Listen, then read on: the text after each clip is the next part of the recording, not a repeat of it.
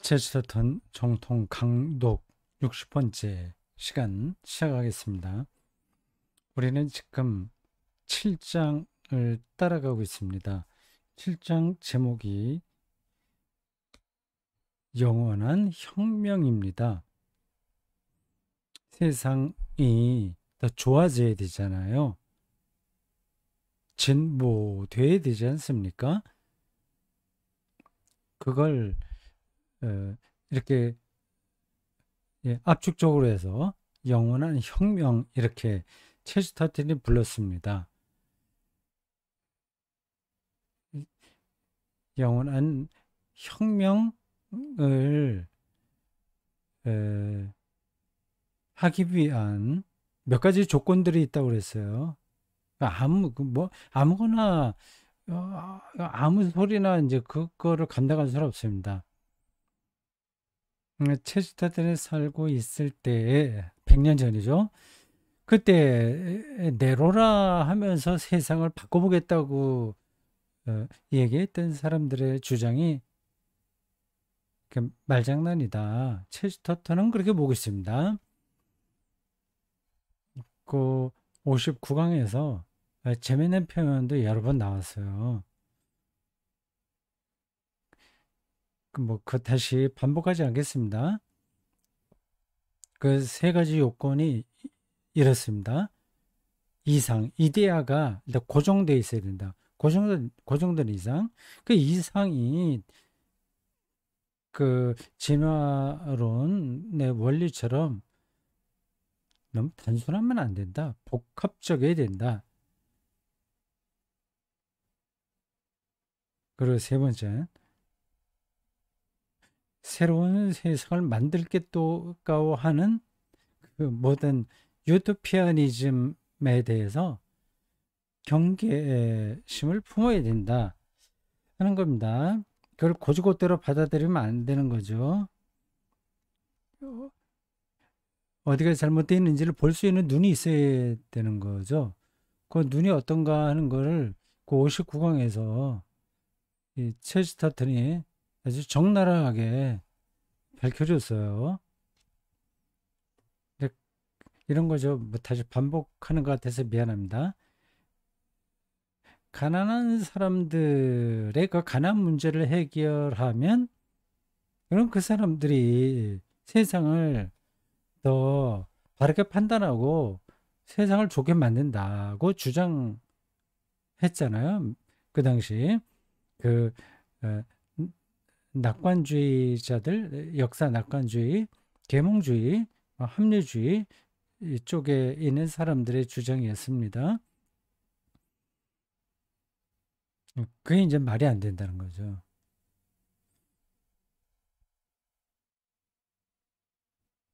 왜 그러냐? 이 가난 문제를 해결해서 거기에 속했던 사람들이 또 이제 뭐 부자가 된다거나 부자가 되지 않는다고 하더라도 상당한 수준에 올라가게 되면 정말 정신 차리고 세상을 새롭게 혁명하는 쪽으로 계속 나가냐 하는 거죠. 그렇지 않다는 겁니다. 현실 안주에 떨어지게 되는 거죠. 가난한 사람들의 그 문제를 해결하는 게 시급하지 않다는 말이 아니라 그걸로 근본 문제가 해결되겠거니 하는 그러한 주장이 나이브하다고 하는 거죠. 실체를 정확하게 못 들어봤다는 얘기입니다. 하여튼 그런 얘기를 앞에서 쭉 했어요. 그러면 어떤 소리가 이 세계를 영원한 혁명으로 끌고 갈 수 있겠냐 하는 뭐 질문이 나오게 되죠. 그 질문의 대답은 그 대답을 지금 하려고 하는 겁니다. 여기 60강 우리가 시작하는 이 대목의 소제목이 이렇습니다. 단 하나의 답변. 음, 여기저기 나오는 여러 가지 그 사상, 주장, 원리 그런 것들은 어, 충분한 대답이 못 된다. 단 하나의 대답만 있다. 그게 기독교라고 하는 겁니다.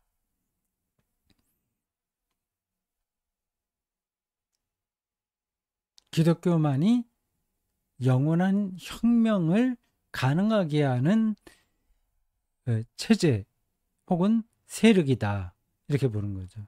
근데 왜 그러냐 하는 거를 이제 또 찾아봐야 되겠죠. 그냥 무조건 그렇게 주장하게 된다면 그거는 뭐 독단이죠. 지금 체스터턴은 전혀 독단적인 사람이 아니에요. 근데 이걸 뭐 앞으로 어떤 얘기가 더 나올지 모르지만 이게 아마 마지막 소제목이겠죠? 아닌가요? 보겠습니다. 책을 한번 보겠습니다. 이게 마지막 단락은 아니군요. 소제목이 하나 더 있네요. 여기 이제 단 하나의 답변이 나오고 유일한 답변입니다. 기독교가. 그 다음에 따라오는 또 하나의 소제목은 귀족 정치의 문제였습니다. 이건 뭐 그 당시에 있었던 주장 논란들이었던 것 같은데 그건 그렇게 중요하지 않습니다. 단 하나의 답변을 이야기하려다가 보니까 그 귀족 정치 문제가 나온 것 같아요.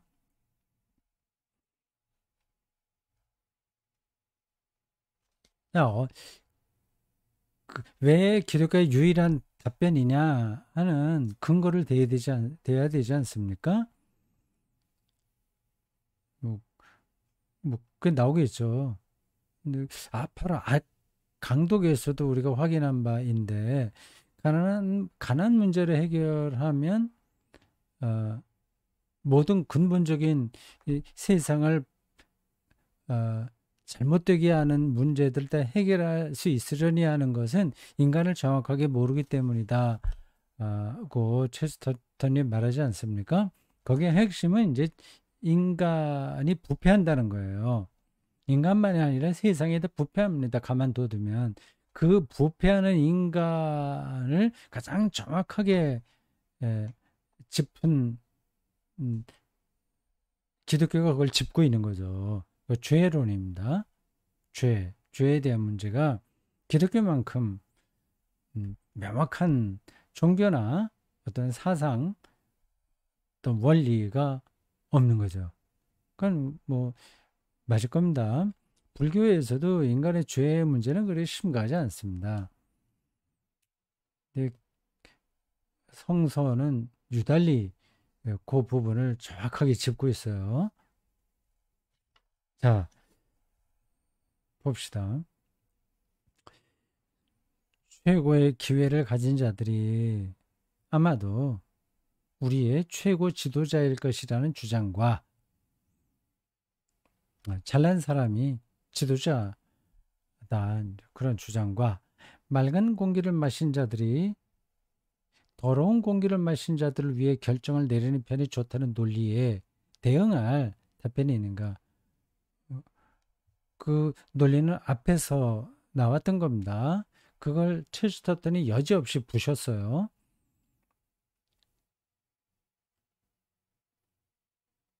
내가 알기로 단 하나의 답변밖에 없다. 바로 기독교다. 오로지 교회만이 부자를 신뢰하는 입장에 대해 합리적인 반론을 제공할 수 있다. 예, 앞에서 이 가난 문제를 해결해야 될 이유는 그래야만 가난에 찌들리지 않아야만 올바른 정치적 선택을 할 수 있다고 하는 거 아닙니까? 그럼 부자들은 다 올바르게 이 세계를 바꿔나갈 수 있다는 말이 전제되는 거잖아요. 그러니까 부자를 신뢰하는 입장, 그거를 교회만이 반론을 제공한다는 거예요. 이제 나오는 겁니다. 왜냐하면 교회는 처음부터 위험한 험한 것은 사람의 환경이 아니라 사람의 내면에 있다고 주장해 왔기 때문이다. 환경이 아무 영향을 주지 않는다는 뜻은 아니죠. 근데 그 인간 내면에 있는 죄성을 더 근본적인 것으로 기독교가 뚫어보고 있는 겁니다. 그런 거 옳다고 생각합니다. 더군다나 우리가 위험한 환경에 대해 거론한다면 무엇보다도 가장 위험한 환경은 바로 안락한 환경이라고 기독교는 주장해왔다. 안락한 환경이라는 것은 그 계몽주의자들 어, 또 다른 단어가 있었는데 또 지나가니까 되게 다 네, 그 단어들이 다 머릿속에서 탁 튀어나오질 않네요.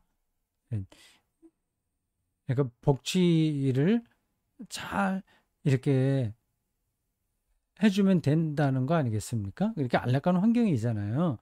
근데 기독교는 오히려 안락한 환경이 오히려 우리를 부패시킨다는 거예요. 그러니까 가난 문제를 해결하는 게 이 세계를 진보적으로 끌어가는데 핵심 요소가 아니라고 하는 거죠. 근데 그걸 자꾸 붙들고 있으니까 이제 체스터턴이 그들을 딱하게 보는 겁니다. 물론 나는 가장 현대적인 제조업자가 비정상적으로 큰 바늘을 생산하는 데 몰두해 왔다는 것과 가장 최근에 생물학자들이 아주 작은 낙타를 발견하려고 노심초사해 왔다는 것도 알고 있다. 이건 예, 이런 걸 그 문학적으로 무슨 방식이라고 표현하죠. 네, 보세요. 이건 이제 마태복음 어디에 나와 있나요? 부자가 하늘나라에 들어가는 것은 낙타가 바늘길을 통과하는 것보다 어렵다. 그렇게 얘기했어요. 아니면 조금 다른 방식으로 얘기했나요? 부자가 하늘나라에 가는 것보다 낙타가 어, 바늘구멍에 들어가는 게 더 낫다. 혹은 낙타가 바늘구멍에 들어가는 것보다 부자가 하늘나라에 가는 게 더 어렵다. 같은 뜻이긴 한데 어떤 어, 구조로 문장이 되어 있나요? 그렇게 왔다 갔다 하네요. 그 이야기를 이렇게 바탕에 깔고 있는 겁니다. 제조업자가 큰 바늘을 생산하고 있으니까 이 부자가 하늘나라에 갈 수 있다. 그걸 논리적으로 저들이 어, 만들어 간다는 겁니다. 그걸 우리 기독교 신앙 현장에서 아주 간단한 그 예로 바꾼다면 이런 거죠. 하나님의 축복을 받아서 부자가 됐어. 뭐 기복주의 신앙 이게 다 저런 뜻입니다.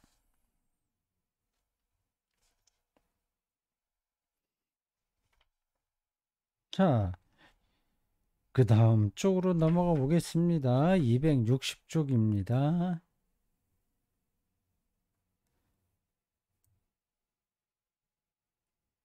260쪽.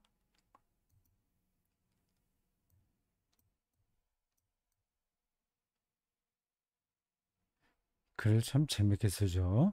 그러나 우리가 설사 낙타를 최소한의 크기로 줄이거나 바늘귀를 최대한으로 늘린다고 하더라도 요컨대 그리스도의 말씀이 가능한 한 최소한의 뜻만 갖고 있다고 가정하더라도 그분의 말씀은 적어도 이런 의미를 갖고 있음에 틀림없다. 그러니까 예수님의 전 말씀이 안에 비유라고 하더라도 어, 다음과 같은 사실은 명백하다는 겁니다. 부자는 도덕적으로 신뢰할 만한 사람일 가능성이 별로 없다는 것. 그게 이제 기독교에서는 전제되는 건데 자꾸 부자가 되게 하려고 하니까 그게 세상을 바꾸는 지름길이려니 말하니까 말이 안 된다는 거죠. 기독교는 비록 그 효력이 약화되더라도 모든 현대 세계를 누더기로 만들 만큼 강력하다. 이제 그러한 메시지가 살아 있으면 사람들이 교회에 등한히 하더라도 저건 뭐 교회는 뭐 이 시대에 맞지 않아 이렇게 뭐 무시하더라도 강력하다는 겁니다. 그 메시지가 살아 있으면. 근데 오늘날도 교회 지도자들은 그걸 붙들어야 돼요. 좀 현대인들의 마음에 들도록 교회 모양을 바꿔서 사람들을 교회로 끌어들이는 쪽으로 가지 말고요. 그거는 별로 좋은 방법이 아닙니다. 방법이라기보다도 그거는 길이 아닌 거죠.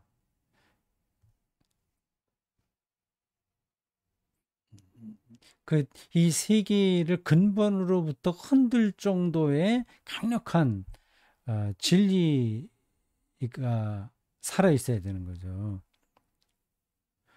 교회가 주는 최소한의 메시지가 세계에는 치명적인 최후 통첩이 될 것이다. 그러니까 부자는 신뢰할 만한 사람이 도덕적으로 신뢰할 만한 가능성이 별로 없다. 이 메시지를 딱 붙들고 있으면 치명적이 되는 거죠. 이게 저게 21세기 자본주의가 아주 바알 숭배처럼 혹은 바벨탑처럼 강력하게 작동하는 시대에 말이 될까요? 지금 세계적인 그 부호들이 뭐 거기까지 자꾸만 나가지 맙시다. 하여튼 매스컴을 통해서 우리는 이 그 부자가 부도덕하다는 메시지를 잘 못 받습니다. 그리고 기독교 안에서도 그걸 교묘하게 에, 바꿔서 뭐 청부론을 주장하게 돼요. 청부론. 그 누가 그렇게 하셨죠? 예, 뭐 김아무개 목사죠. 그 하여튼 건전한 목사로 이름이 있는 분이긴 한데 이런 부분에서는 아주, 아주 취약한 겁니다. 청부론 깨끗한 무자가 될 수 있다고 하는 거 아니겠어요? 그는 성경 말씀을 근본적으로 어, 이제 바꿔놓는 겁니다. 말장난에 가까운 거예요. 현대 세계 전체는 부자가 필요하다는 게 아니라 부자가 믿을 만하다는 생각에 토대를 두고 있는데 세계가 지금 글로 가고 있어요. 이는 그리스도인으로서는 지지할 수 없는 입장이기 때문이다. 지지할 수 없는 입장이다. 문장이 좀 이상하네요. 현대 세계 전체는 부자가 필요하다는 게 아니라 부자가 믿을 만하다는 생각에 토대를 두고 있는데 이건 잘못된 생각이다. 이건 지지할 수 없는 입장이다. 그거예요. 이게 세계를 그 근본으로부터 뒤흔들 만한 선지자적 메시지의 그 방향성, 그걸 이제 교회가 붙들어야 되는 거죠. 그거 말고는 어, 기독교가 존재할 이유가 하나도 없습니다. 당신은 신문, 회사, 귀족 또는 정당 정치를 둘러싼 모든 토론에서 부자는 뇌물로 포섭할 수 없다는 주장을 한없이 들을 것이다. 그건 뭐 지금도 뭐 비슷하죠. 나는 돈이 있으니까 뇌물 받지 않는다. 또 뭐 시장이 되든 뭐 국회의원이 되든 뭐 대통령이 되든 난 있을 만큼 있으니까 뇌물 받지 않는다고 얘기하는데 그건 거짓말이죠. 부자라고 해서 뇌물을 안 받나요? 이제 100년 전에 그 영국 정치 풍토도 그랬던 것 같습니다. 예. 그러나 실은 부자를 뇌물로 포섭할 수 있으며 이미 그는 포섭되었다. 부자가 됐다고 하는 것은 뇌물로 포섭당했다는 뜻입니다. 그건 너무 지나치다. 정말 어, 깨끗하게 부자가 된 사람들 있지 않냐. 노력해서. 네, 글쎄요. 그게 가능할까요? 음, 그만큼 세금을 덜 낼 수도 있었고, 또 필요한 사람들에게 저희가 베풀지 않을 수도 있고, 회사를 키웠다고 한다면 노동자들에게 거기에 걸맞는 그 대우를 하지 않았을 수도 있는 겁니다. 포섭되었다. 그래서 그는 부자가 된 것이다. 굉장히 과격하죠. 저 체스터턴이 보수적인 사람이라고 한다면 부자를 오히려 옹호해야 되는데 그렇지 않지 않습니까? 근본적인 문제를 제기하잖아요. 기독교 입장은 이생의 향락에 의존하고 있는 사람은 영적으로, 정치적으로, 재정적으로 타락한 사람이라는 것이다.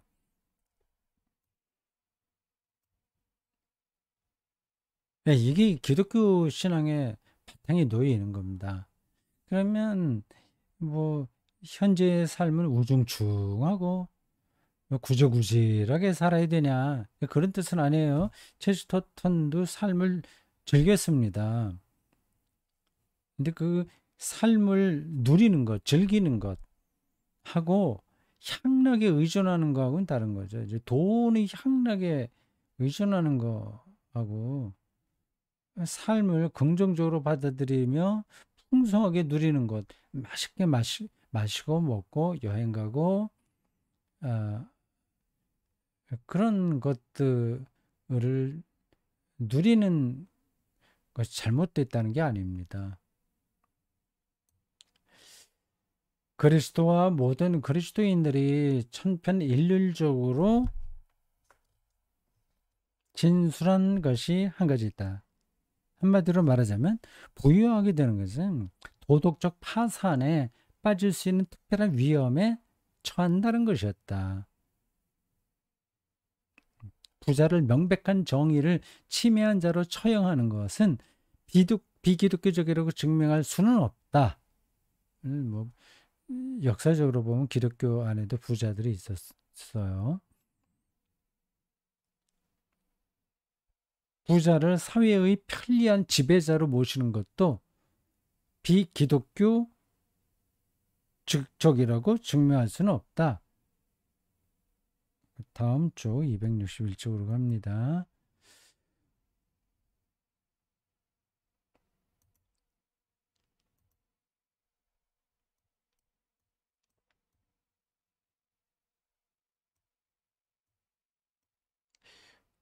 부자의 반기를 들거나 부자에 굴복하는 것은 확실히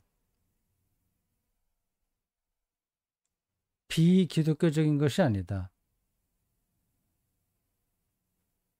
이 문장이 다시요. 부자의 반기를 들거나 부자에게 굴복하는 것은 확실히 비기독교적인 것이 아니다. 그러나 부자를 신뢰하거나 부자를 가난한 자보다 도덕적으로 더 안전한 존재로 여기는 것은 확실히 비기독교적이다. 부자의 반기를 들거나 부자에 굴복하는 것은 굴복한다기보다도 부자를 인정하는 것.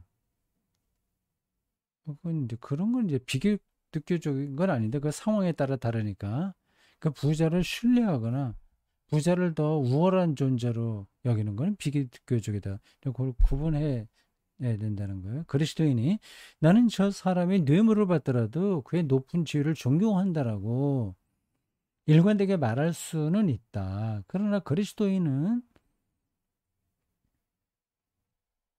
현대인이 점심시간과 아침 식사 때 말하듯이 입에 달고 살듯이 저런 지위를 가진 사람은 뇌물을 받을 리가 없어 라고 말해서는 안 된다.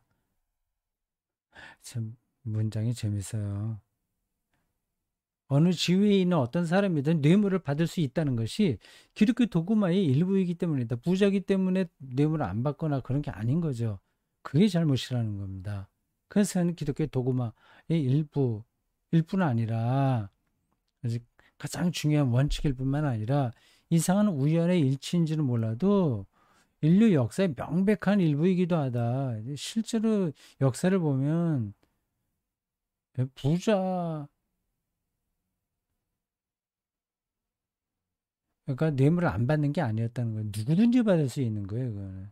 사람들이, 그러니까 부자에게만 이 세계를 다스릴 수 있는 기회를 주는 것은, 그건 좀 잘못하는 거죠. 그래서 세계가 새로워지지 않은 거죠. 사람들이 저런 신분을 가진 사람은 도무지 살아갈 수 없을 것이라고 말할 때 굳이 기독교인 논의를 끌어들일 필요 없다. 베이컨경은, 베이컨이 누구예요? 뇌물수수해서 재판에 해분된 사람이군요. 경이라고 하는 이름이 붙었으니까 아주 높은 사람이네. 상원 경. 응. 구두닦이였던가? 아주 높은 지위, 돈도 많고 지위도 높은 그런 사람이었는데 뇌물 받잖아요. 지금 뭐 우리나라도 마찬가지죠. 말버로 공작은 뭐 비슷한 사람인가 보죠. 길을 쓸고 있는 청소부였는가? 그 배우지도 못하고 가난하기 때문에 그래서 뇌물이 좋은지 나쁜지도 모르고 바른 건가? 아니라고 하는 거거든요. 다 알지만 받습니다. 최상의 유토피아에서도 어떤 신분을 가진 사람이라도 어느 순간이든 도덕적으로 타락할 수 있다는 사실을 명심해야 된다. 뭐 저기서 제외되는 사람은 없습니다.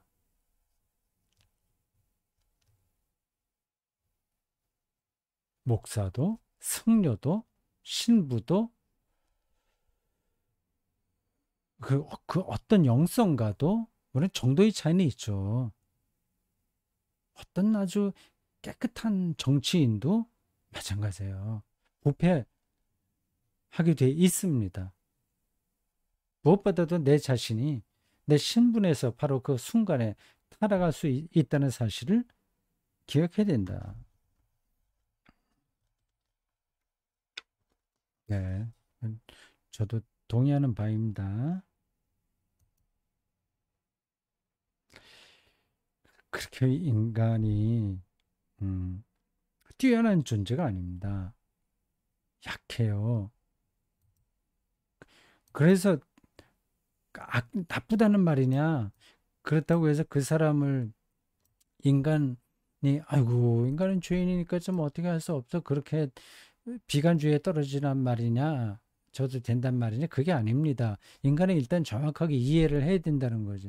그래야 세상이 어떻게 새로워지는지를 방향을 정확하게 잡을 수 있는 겁니다. 최근에 기독교가 민주주의와 친하다는 취지의 글을 아주 모호하고 감상적인 저널리즘에 왕창 쏟아냈다.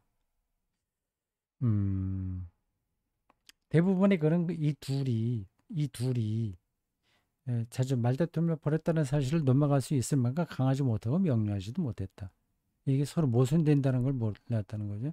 기독교와 민주주의의 진정한 공통 분모는 그보다 더 깊은 곳에 있다. 이제 감상적인 저널리즘, 기독교는 뭐 민주적이야 뭐 이런 그보다 더 깊은 곳. 예, 그 중에 특별히 비기독교적인 것 생각으로 보이는 것은 자기가 통치할 수 있다고 느끼는 사람이 통치해야 한다는 칼라일의 생각이다. 이게 잘못됐다고 하는 거죠. 자기는 통치할 능력이 있다고 하는 생각. 결국 기독교적인 생각이 아니라 이교도적인 거다. 우리 기독교 신앙이 정치에 대해 조금이라도 논평할 만한 것이 있다면 자기가 통치할 수 있다고 생각하지 않는 사람이 통치해야 된다는 것이다. 나는 부족해서 못해.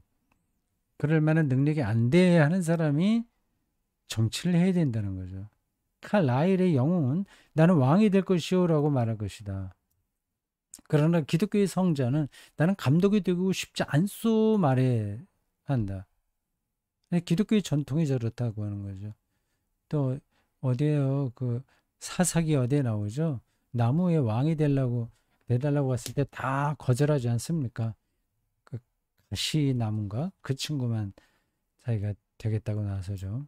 기독교의 커다란 역설이 무엇을 의미하냐고 묻는다면 이렇게 응답할 수 있다. 우리는 손에 왕관을 들고 지구의 방방곳곳을 샅샅이 뒤져서 자기는 그것을 쓰기에 적합하지 않다고 생각하는 사람들을 찾아야 된다.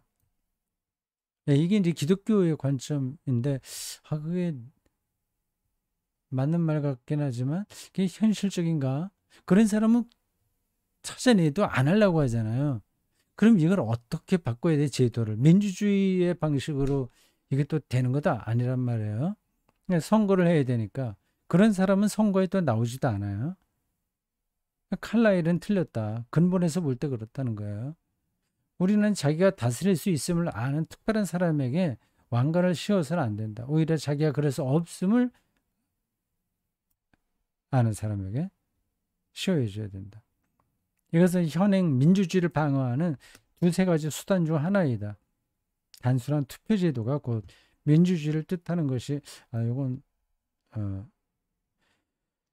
보자. 여기까지만 하고요. 오늘은 마치겠습니다. 30분이 됐네요.